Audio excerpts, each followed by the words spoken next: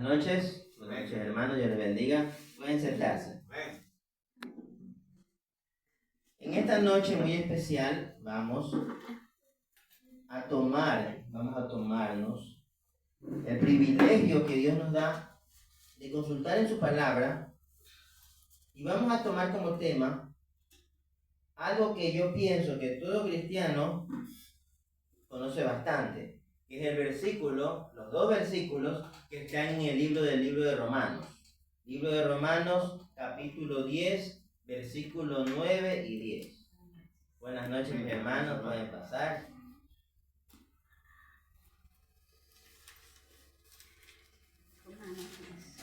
Pueden sentar.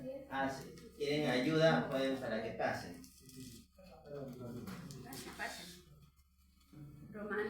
Romanos capítulo 10, versículos 9 y 10.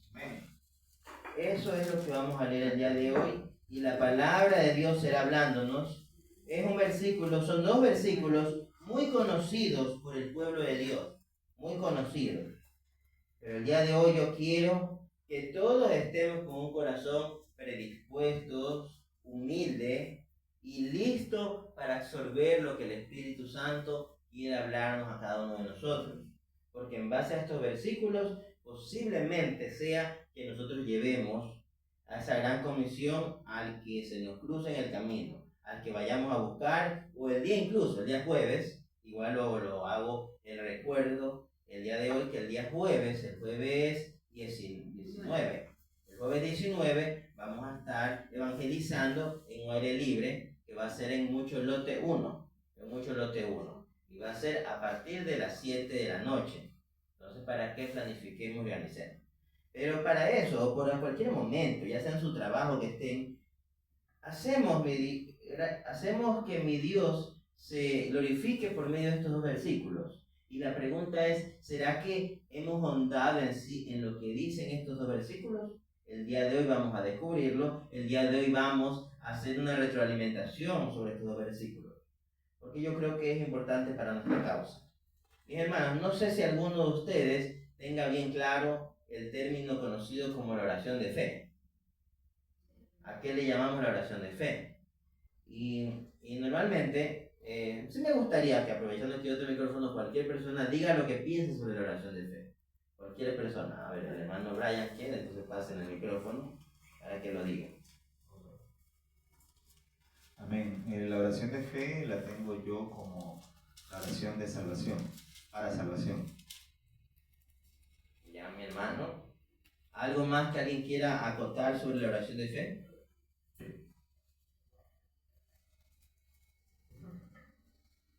Bueno, yo diría que la oración de fe es orar, hablar con Dios, teniendo la convicción de que Dios va a escucharme y de pronto conceder algo que yo le pida.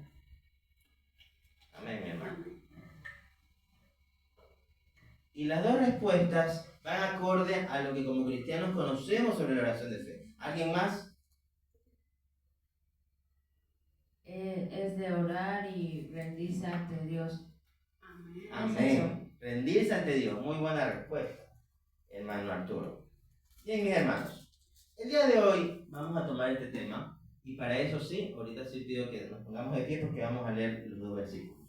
Y lo vamos a leer con toda la reverencia del caso. La palabra de Dios la vamos a leer en el nombre del Padre, del Hijo y de la guía del Espíritu Santo. Romanos capítulo 10, versículos 9 y 10. Que si confesares con tu boca que Jesús es el Señor y creyeres en tu corazón que Dios le levantó de los muertos, serás salvo. Porque con el corazón se cree para justicia, pero con la boca se confiesa para salvación. Gloria a Dios. Mi Dios, te pedimos, te adoramos, invocamos tu nombre, Padre, tu nombre, Hijo de Dios Jesucristo, Señor nuestro, para que el día de hoy, en el Espíritu Santo, sea que abramos nuestro corazón, entendamos tu palabra y asimismo podamos llevar de esto hacia aquellos que necesitan conocerte, Padre. Mi Dios, que todos los que están aquí presentes no salgan igual que como han venido. Y que esta palabra, mi Dios, sea profundizando en su corazón y sea cambiando, sobre todo en su mente, en su corazón. En el nombre de Cristo Jesús, amén. Amén. Gloria a Dios. Siéntense, mis hermanos. Hemos leído los 2 versículos. Les preguntaba al inicio sobre el tema o conocimiento que tuvieran sobre lo conocido como oración de fe, porque es un término muy utilizado en el cristianismo. En el cristianismo, hablando de evangélicos, en el evangelio usamos mucho el término de fe cuando, por ejemplo, le predicamos a alguien, lo evangelizamos, le hacemos conocer de Dios. Y entonces, una vez que esta persona ha escuchado el evangelio, una vez que esta persona ha entendido en su corazón que Dios quiere algo mejor para él, quiere que él tenga una nueva vida, y esta persona está rendida, como decía aquí mi hermano, está rendida a los pies de Dios, conociendo el sacrificio que hizo Cristo, aceptando que Cristo murió por él, aceptando que Cristo con su sangre derramada limpió todos sus pecados. Entonces esa persona, cuando dice, ¿qué hago? ¿Cómo hago para adquirir esta salvación? Normalmente el cristiano le dice, hagamos juntos la oración de fe.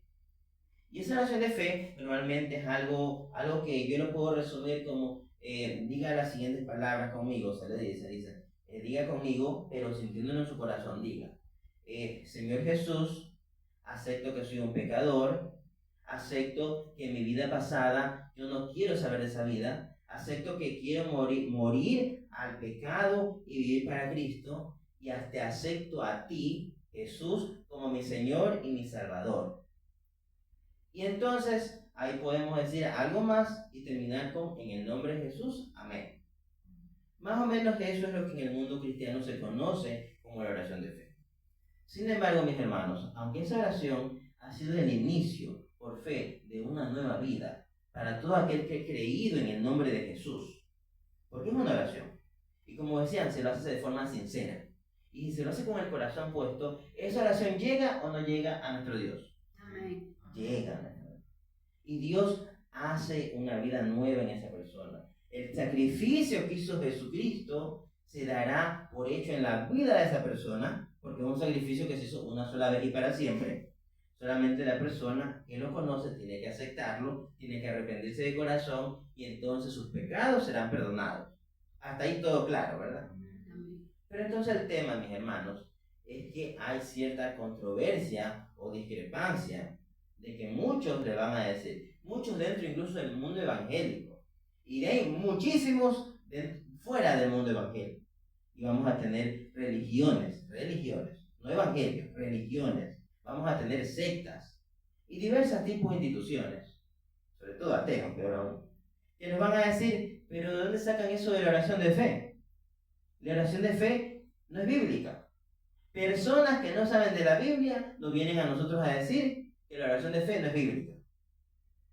Y le preguntan, sobre todo al hermano antiguo, al hermano de antes, a los hermanos nuevos también. Pero dígame, ¿dónde dice la Biblia que hay que hacer una oración de fe? Y muchas veces o se quedan callados o podrían decir lo que yo he dicho. Y la respuesta a esa pregunta, ¿cuál es? Simplemente, efectivamente, en la Biblia nadie nunca habló de hacer una oración de fe. Se podría decir que es cierto, no es bíblica la oración de fe. Sin embargo, la oración de fe, que quién sabe cuándo a algún cristiano se le ocurrió ponerle ese nombrecito. ¿Por qué es el nombre nada? Porque una oración, todos podemos hacer una oración con un corazón sincero. Y todos podemos rendirnos a los pies de Cristo y declarar que somos pecadores y pedirle que Él sea tomando el control de nuestra vida y invocar su nombre como Señor de nuestra vida, que es lo que se hace en esa oración de fe, sin llamarle oración de fe. Pero ¿en qué se sustenta? Para que lo sepan, se sustenta en estos 2 versículos. Porque dice, versículo 9, si confesares con tu boca que Jesús es el Señor y creyeres en tu corazón, son 2 cosas.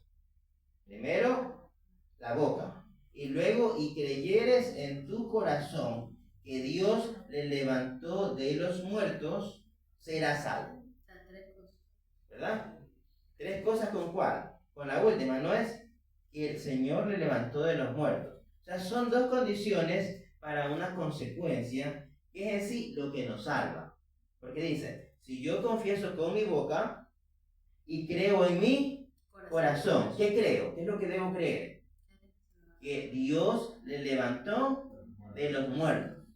Y entonces, ¿qué ocurre ahí? Yo soy salvo.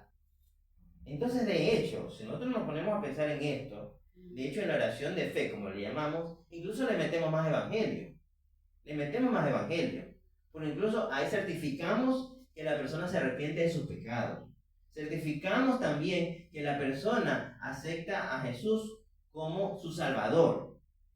Cuando aquí, si nosotros leemos esto, solamente menciona que debemos confesar que Jesús es nuestro Señor.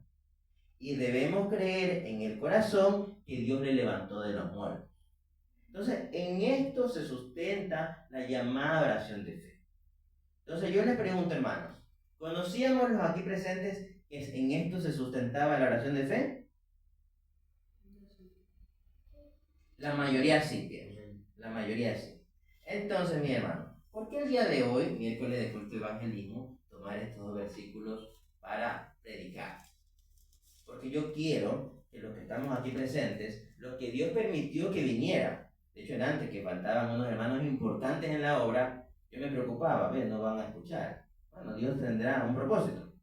Pero ahora que veo que está el grupo completo, que están los que están, entonces veo que Dios quiere que tengamos la convicción en este tema. ¿Y cuál es nuestra convicción? Este versículo, cortito pero poderoso, tiene que ser entendido. Tiene que ser entendido por el creyente, por aquel que está a punto de tomar una decisión que lo va a cambiar todo en su vida. Tiene que entenderlo. Obviamente, como es un neófito, es obvio que tiene que ser entendido primeramente por aquel que lo está evangelizando. En este caso seríamos nosotros, si Dios nos pone en el lugar y en el momento preciso. Entonces, esa es la convicción, eso es lo que yo quiero, que seamos conscientes de qué significa este versículo y obviamente de qué significará hacer en sí la oración de fe. Porque ahí viene otra controversia, mis hermanos. Y creo que toditos a veces podemos ponernos la mano en el corazón y llegar a preguntarnos, esta persona que acaba de aceptar con su boca a Jesús como su Señor y su Salvador, ¿realmente lo creyó en su corazón? A veces nos preguntamos eso. Incluso una vez un pastor, entre riéndose, me imagino que fue broma, yo creo que con eso no debería bromearse, pero en son de broma, un pastor conocido de la iglesia anterior donde antes nos congregábamos, antes de que nos llamaran al pastorado, o será la anterior, un pastor conocido, me acuerdo que una vez hizo una broma, y en esa broma él dijo, no, lo que pasa es que a veces yo pienso que yo hablo muy rápido y se me escucha poco. Y la cosa es que yo hablo y al final igual se convierte. Y no sé si están entendiendo. Lo que dijo ese pastor, aunque podrán sonar a crítica, yo pienso que es lo que muchos pastores, evangelistas y cristianos, ya sea por la voz o por la velocidad o por lo que sea, podríamos preguntarnos, hermanos. Podríamos decir, ¿esta persona realmente está entendiendo lo que está haciendo? ¿Esta persona realmente creyó en su corazón o solamente confesó con su boca? Esas son preguntas que vamos a hacer.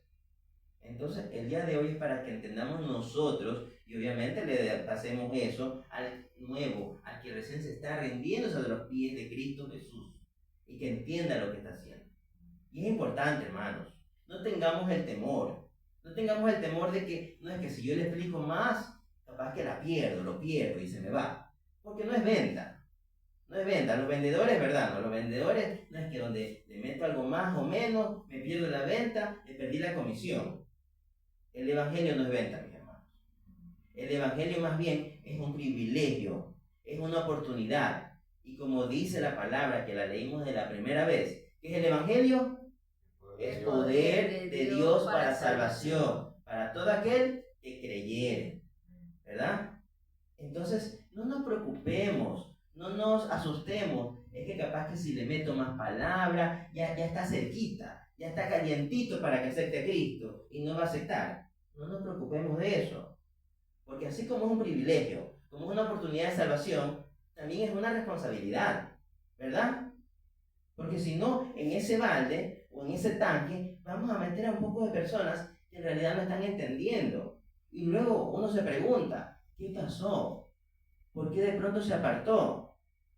Y es porque realmente no creyó, como dice aquí el versículo.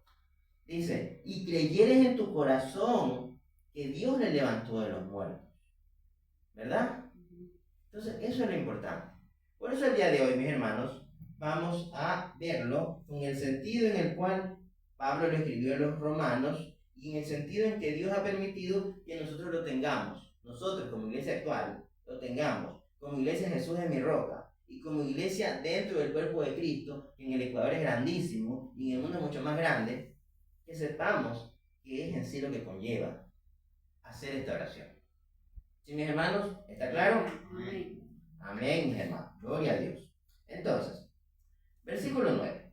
Si confesares con tu boca que Jesús es el Señor. Esa parte, mis hermanos. Solo si nos topamos en esa parte. Que una persona confiese con su boca a Jesús como su Señor, en el tiempo cuando Pablo lo escribió en una carta a romanos. A romanos. No lo escribió a judíos. No lo escribió a griegos, no lo escribió a colosenses, no lo escribió a romanos. ¿Qué conllevaba que una persona diga con su boca, Jesús es el Señor? Si nos vamos al idioma griego, que es el que se manejaba entonces en todas partes, en el tiempo del Imperio Romano, la palabra Señor venía siendo lo mismo que significa una palabra en griego que es kurios. Kurios. ¿Ustedes quién creen que en Roma tenía el nombre de Curios? César. Era el César.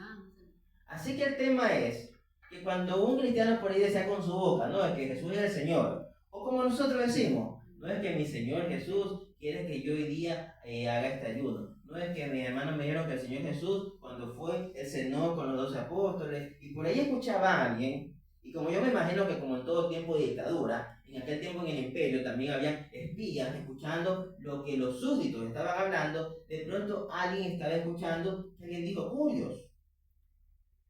Y de pronto, si nosotros hemos leído el libro de los Hechos, en el libro de los Hechos hay una historia muy conocida, que es aquella en la cual a dos discípulos, dos cristianos, los llevan a un concilio para matarlos. ¿Por qué? Y cuando van a las pruebas, a la evidencia, lo que dicen estas personas que lo llevan a su muerte, dicen, no, es porque estas personas están profesando que hay otro César, que hay otro rey. Entonces, prácticamente era un sentido de traición. En un pueblo donde no hablamos de dictadura, hablábamos de emperador. Emperador, de pronto escuchar que no hay un solo emperador. ¿Qué diría el uno del otro? Hay traición. Estaban hablando que en plena Roma, porque esto fue escrito a los romanos, en plena Roma, al pueblo romano, al pueblo de donde era César, a sus conciudadanos, a sus súbditos, estaban creyendo que había otro César. Y si ustedes ven eso, políticamente hablando, y si yo veo que esto se propaga, y se propaga, y se propaga, en cualquier momento estos se unen y coronan al nuevo César.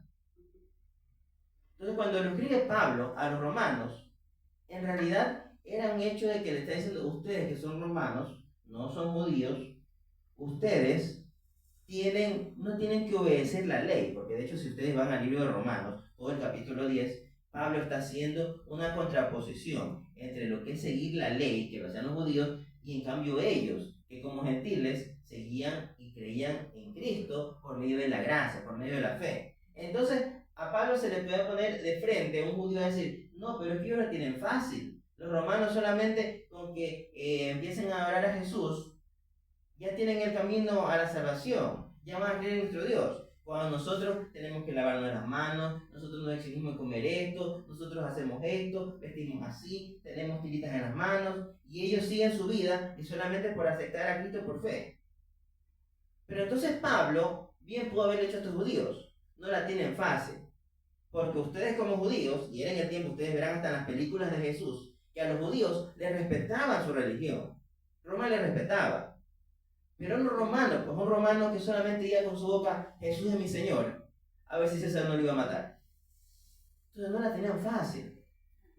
Es verdad, eran menos trámites, menos religiosidad. Pero decir que Jesús es mi Señor, ellos estaban diciendo, yo no creo en César, yo estoy traicionando, yo me puedo sublevar, yo no creo en este imperio. Entonces, si se dan cuenta el peso de esas palabras, hermano. Era un peso terrible. Entonces, eso es confesar con la boca que Jesús es el Señor. Eso que a los romanos se le hubiera hecho muy difícil. Y sin embargo, los romanos lo hicieron de corazón y lo hablaban abiertamente. Y tenían que esconderse, se escondían. Tenían que ir a las catacumbas, los llevaban a las catacumbas. Si eran de morir por Cristo Jesús, lo hacían. ¿Por qué? Porque ellos, aún en ser gentiles, conocieron el amor de Jesucristo. Que eso, mis hermanos, es lo que nosotros tenemos que mostrarle al pueblo al que le llevemos estas palabras. ¿Qué significa en nuestros tiempos que yo hable con mi boca y diga, Jesús es el Señor? Ahorita ya no tenemos un César, ¿verdad? Y ya nadie nos va a acusar de traición. Pero ¿qué conlleva? ¿Cuál es el peso de que yo diga, Jesús es mi Señor? Como les dije antes, para el Imperio Romano, César tenía el título de Curios. Para los judíos, y esa fue la razón por la que los judíos odiaban tanto a los apóstoles y a todos los que son protagonistas del libro de los Hechos, empezando con el Espíritu Santo, ¿por qué los judíos les molestaba tanto la doctrina de Jesucristo? Por eso mismo. Porque en cambio para ellos Señor no era Curios.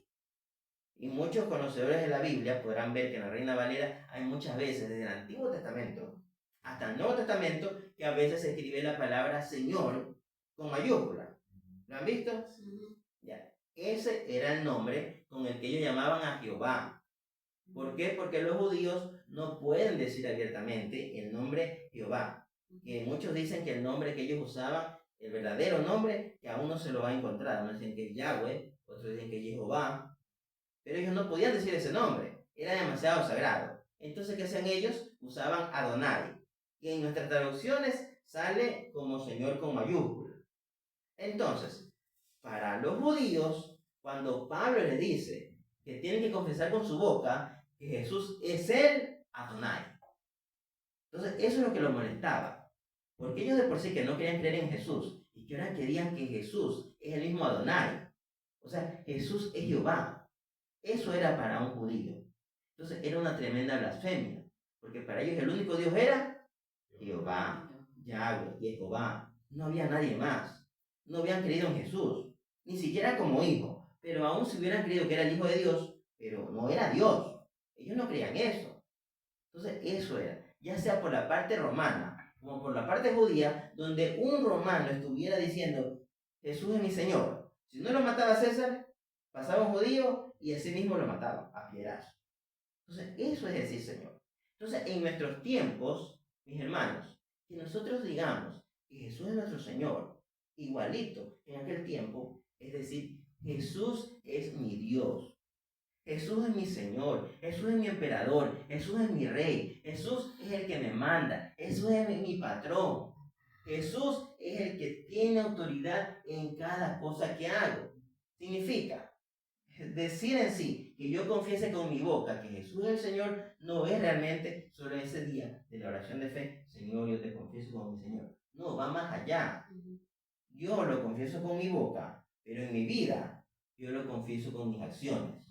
Si yo voy, por ejemplo, por esa calle, el que me ve o el que me escucha con mis acciones, con mi forma de ser, con mi vestimenta, tiene que darse cuenta. Ese es un hijo de Dios. Amén. Eso es confesar con la boca que Jesús es mi Señor. Con decisiones graves. Un joven tan expuesto a este mundo lleno de pecado, a este mundo lleno de perversiones, que están enmascaradas con diversiones. Cada vez que un joven dice no a eso, y sobre todo cuando le preguntan por qué, por ejemplo, que le digan, oye muchacho, pero vente a la fiesta va a ser bonita, va a haber música, va a haber trago, van a haber chicas, vamos a la fiesta. Y uno le dice, no quiero ir, pero ¿por qué no vas? Y entonces capaz que hay un muchacho así que nuevecito y no sabe, va a decir, no, porque es que la música me molesta el oído, o es que verdad como que me va a dar ganas de bailar, y entonces le va a decir, pero ¿y qué tiene que bailar? Es malo bailar. Y se meten en más preguntas, en más temas hondos, en temas teológicos. No que el baile no es malo, pero todo es bueno, pero igual no conviene. O todo conviene, pero no todo es bueno. Pero tantas cosas, se van a hacer líos. Cuando ese muchacho, si quiere poner en práctica esto, diría, no, porque yo siento en mi corazón que a Jesucristo, que es mi Señor, no le agrada. Y si mi Señor me dice que yo haga esto, lo hago. Y si me dice que no lo haga, o simplemente yo siento que eso no le agrada a mi Señor, yo no lo hago. Y se acabó. No le van a molestar, no le van a decir nada. Y usted confesó con su boca que Jesús es su Señor.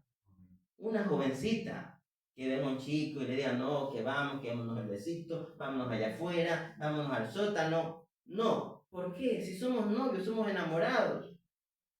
No hay fornicación, no hay adulterio. Eso es un besito. No, porque yo siento que eso no le agrada a Dios, a Jesús. Y para mí Jesús es mi Señor. La misma familia, hermanos. Que de pronto, oye, andas aburrido, de que te dijiste hermanito, andas aburrido, ya no sé esto, ya no sé. El otro, ya no conversas los chistes que tú contabas, tú eras, no sé, tú eras el de aquí, eras el divertido. Tú contabas cachos y cachos calorados. ¿Qué te pasa? Y dicen, no, y vienen, no, porque mejor que esto. No, de una. Yo ahora soy un hijo de Dios, un hermano en Cristo, y yo creo, yo siento y tengo la convicción de que eso ya no le agrada a mi Señor. A mi Señor Jesús, no le agrada. Y por eso no lo hago. Y se acabó. Y usted confesó con su boca que Jesús es su Señor. Eso es que Jesús es el Señor. Y lo más importante, que uno lo sepa. Que uno sepa que cada decisión que tome, aunque no le guste, yo pregunto, ¿y esto le agrada a Jesús?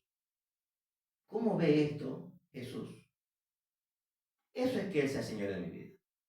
Y eso quizás no lo veamos como la pena de muerte en el tiempo del César, pero aquí sí es una gran pena, porque van a haber familiares, van a haber amigos que nos van a hacer la guerra, que van a querer cortar todo enlace con nosotros.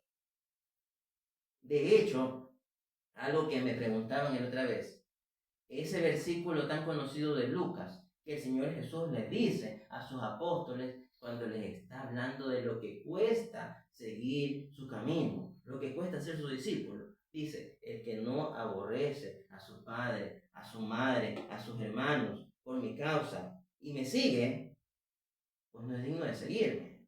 Parafraseando. Y me acuerdo que la persona que me preguntaba, pero ¿cómo es posible? Me dice que entonces uno para seguir a Jesús debe aborrecer a su familia. Y suena feo, ¿verdad? Cualquiera se asusta. Pero si uno va hermenéuticamente a lo que dice ese versículo, lo que nos está diciendo no es el aborrecer de odiar a alguien, de tenerle coraje. Es un llamado a que yo amo a ellos. Yo los amo. Yo amo a mi papá, yo amo a mi mamá, yo amo a mis hermanos. Son las personas más amadas en mi vida. Pero si ellos, que son lo más importante, ellos son la razón por la que Dios, Jehová, en el tiempo del Éxodo, en los 10 mandamientos, puso ese versículo que dice, honrar padre y madre, ¿verdad? Mandamiento con promesa. Ellos que son tan importantes para el mismo Dios, si ellos interfieren en mi relación con mi Señor, que es Jesús, con Dios, entonces, ¿qué debo hacer? Debe priorizar lo que dice mi Señor.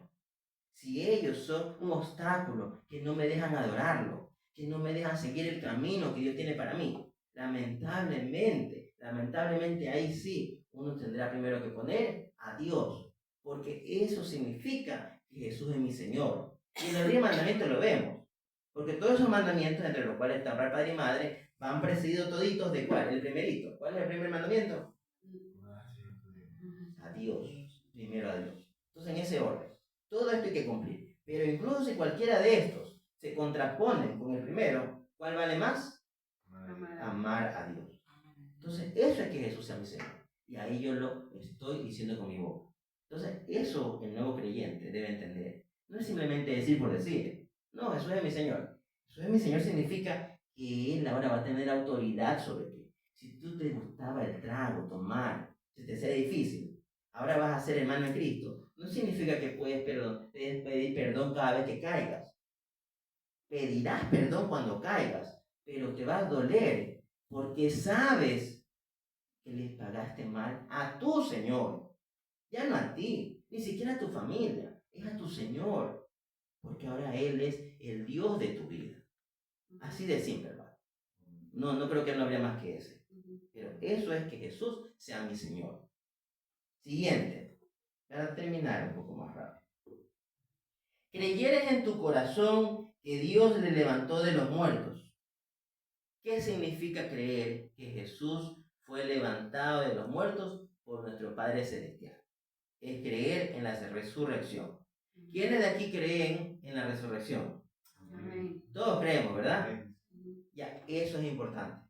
Porque si yo creo que Dios lo resucitó a Jesús, y si yo ya lo tomé a Él como mi Señor, y como creo que Él pagó mis pecados en esa cruz, ahora yo estoy tomando el lugar de Él como un hijo de Dios. Así que si Él resucitó, significa que yo voy a resucitar. Y cuando yo resucite, yo voy a ser salvo. Amén. ¿Y dónde me voy a ir cuando yo sea salvo y resucite? Con Él. Con Cristo Jesús, a donde Él me lleve.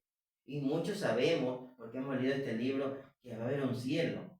Y otros saben que finalmente habrá una nueva Jerusalén. Pero mis hermanos, si yo sé que me voy con Cristo, a donde Él me lleve, yo me voy. Porque lo importante es irme con Él. Entonces, esa es la convicción que yo creo en mi corazón. Amén. Y mis hermanos, esto es importante porque aunque el versículo está escrito así, realmente todo aquel que confiesa con su boca que Jesús es su Señor, es porque primero ya creyó en su corazón.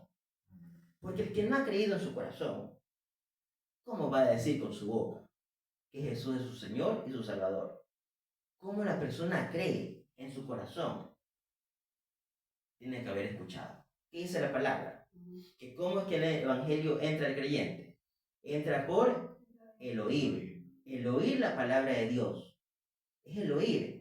Y es ahí, mis hermanos, donde viene nuestra gran comisión. ¿Cómo esa persona que está en el mundo, que necesita de Dios, que necesita arrepentirse y tomar una nueva vida, cómo esta persona va a llegar a reconocer a Cristo como Señor si no cree en Él? ¿Cómo va a creer en Él si no ha conocido el Evangelio? Si no ha conocido, si no ha escuchado, así sea una sola frase del Evangelio, que al menos le llame la atención. ¿Cómo va a escuchar esta persona la palabra de Dios si nadie le predica? Y es ahí donde nuestra misión. Tenemos que predicar la palabra de Dios para que alguien que está ya necesitando escuche la palabra. Y cuando la escuche, el Espíritu Santo va a redarguir de pecado. Le va a hacer reconocer a esa persona que está en pecado. Le va a hacer reconocer que necesita cambiar su vida. Y en ese momento habrá creído. Y cuando haya creído, toma la decisión y dice, acepto a Jesús como mi Señor y mi Salvador. Y miren ustedes, que en todo esto no se ha dicho la palabra que Jesús es mi Salvador. Pero sabemos que si cumplimos todo, al final está Él, serás salvo. Entonces sabemos que Jesús es mi Salvador. Pero ese es el orden, hermano. Tenemos que ir a predicar, tenemos que tener la convicción. Alguien me va a salir por ahí a sorprenderme. No, esto no es bíblico. Busque Romanos 9:10. Romanos 10, 9:10. Y va a ver. Por eso es que usted va a confesar con su boca. Porque usted tiene que confesar. Y otra cosa importante, hermanos. Con el versículo 10. Con el corazón se cree para justicia. Si yo creo en mi corazón, si yo escuché la palabra y yo creí que Él fue resucitado, si yo creí que Cristo con su sangre preciosa, la sangre del Dios hecho carne, me va a lavar mi pecado, entonces yo soy justificado. Por eso es que se dice que con el corazón se cree para justicia, porque yo sé y voy a creer que soy justificado. Y se cierra el trato con el hecho de que con la boca yo voy a confesar para salvación. Amén. Gloria a Entonces, mis hermanos, les pregunto, ¿alguna duda sobre estos dos versículos? Dios. Creo que quedará claro, ¿no? Y sabemos ahora todo el peso que tendrá el Evangelio en ese nuevo creyente cuando esté rendido, se arrepienta y diga con su boca que Jesús es su Señor y su Salvador. Amén. Esto, mis hermanos, era necesario que lo sepamos, sobre todo porque nos vamos a acercar al día jueves. Y en el día jueves, si Dios lo permite, habrá un pueblo que necesita saber de Dios. Y aunque en ese momento, espero que Dios me lo permita, predicar, asimismo ustedes, los que vayan, espero que vayan todos, pero lo que Dios ponga en su corazón irse y apoyarnos, tendrán que estar ahí alerta, atentos, para ver qué persona necesita escuchar el Evangelio. Amén. Entonces, mis hermanos, ese es el llamado, prediquemos y que sepamos qué es rendir homenaje y aceptar a Cristo como Señor y Salvador. ¿Ya, mis hermanos? Entonces, con eso vamos a terminar, vamos a orar, ¿ya? Padre Celestial, te damos gracias, Señor, porque grande eres, poderoso, mi Dios. Grande eres tú, misericordioso con tu pueblo. Un pueblo que, como dice tu palabra, no era pueblo, pero que tú decidiste que seamos hijos tuyos por medio del Cordero, por medio de Cristo Jesús. Gracias, Padre, bendice que esta palabra no quede vacía. Incluso los que hayan tenido sueño, incluso los que hayan dormido, que hayan entendido algo de tu palabra y que ese algo sea grande para el que lo escuche, mi Dios. Gracias te damos, Padre, porque eres bueno. En el nombre de Jesucristo, amén y amén. Amén. Gloria a Dios. Amén. Bueno, mis hermanos, nos despedimos.